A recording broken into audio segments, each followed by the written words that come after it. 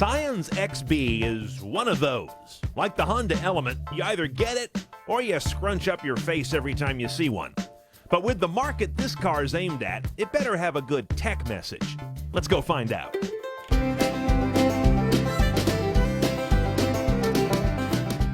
XB is not as distinctive as it used to be. Well, that could be said for the entire Scion brand, frankly. But the XB is, I stole it cheap.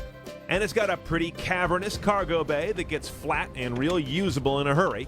But the cabin is where this car has to speak to its audience. Now, Scions never look like anything else. When you're in one and you don't know you're in one, it's because you're drunk. This is that sort of 4 round gauges Mercury Comet Caliente retro look there. The real star of the show is this head unit, which happens to be the top of the line, the highest upgrade you can get. It's an Alpine branded unit. Notice how it sits in there looking aftermarket. It doesn't even really match the interior, but it is a factory piece.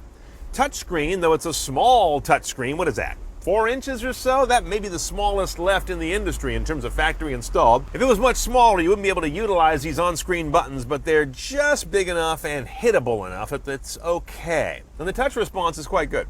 Now, where the real estate will really kill you or not is in navigation. That's this dedicated button right here. All right, it's tight, I'll tell you that.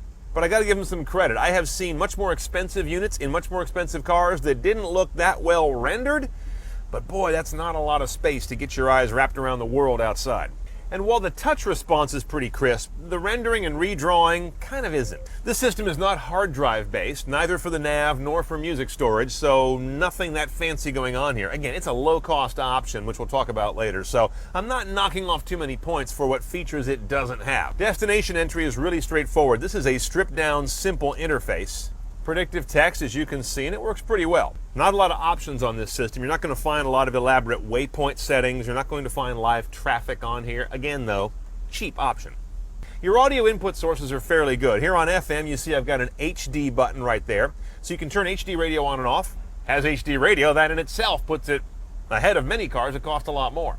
AM/FM satellite radio is going to be XM. And this button here for iPod USB talks to the aux jack down here. You can put a USB thumb drive in here, or you can connect your iPod to it via the ubiquitous white cable and get logic control of your iPod right here on the screen. Our USB thumb drive is in there now, and as you can see, the response is a little slow. When I change tracks, it reads out the file name and some other mumbo jumbo, and then it'll resolve things like the tags. Now, you can get this head unit with or without navigation, by the way, and the audio specs are the same. 200 watts of power, 6 speakers, which are door speakers, no subs. Instead, they make it very clear they have RCA outputs to go to subs through your amp. So this car comes from the factory, even with the upgraded head unit, saying, okay, you're going to customize me further, right? Because you bought a Scion, because that's the kind of consumer you are. Audio settings are pretty common on this thing, a whole lot of bass, treble, fader, balance stuff. But then you get to this screen where they have the SSP, Scion Sound Profiles or something. And you can bounce through some feel-good named profiles that are already built for you. Neutral, hear, and feel. Okay. Bottom line is this system doesn't sound real good till you install some bottom end. So buy your new car and then take it home and put in an amp and some subs, because this thing's got no balls without it. And of course, we've got a CD player in this guy. Single slot right there, that's it. Straightforward, no 6-disc changer. A la carte, you can go for Bluetooth hands-free, an inexpensive option on this car. That Bluetooth hands-free system is an oddball. There's a 3-button controller down low on the dash, a mic stuck up in front of the gauges, and no feedback shows up anywhere on the LCD or the instrument panel. You access and use it largely by a series of button presses, holds, and confirmatory beeps. It's a little too much like an iPod Shuffle. Now, aside from looking ridiculous, I wouldn't mind riding in the back of one of these, because you do have the option for a pretty straightforward but functional dual headrest entertainment system. These are basically aftermarket units, again, Scion branded and vended. You've got a slot in each one. You tilt the screen forward to load it up, push that back, and then it's going to play locally. That's it. These two aren't connected to each other, and they aren't connected to the head unit up in the front. It's just the same thing you could install yourself, but the Scion folks will do it for you, and they'll put their own little badge on it.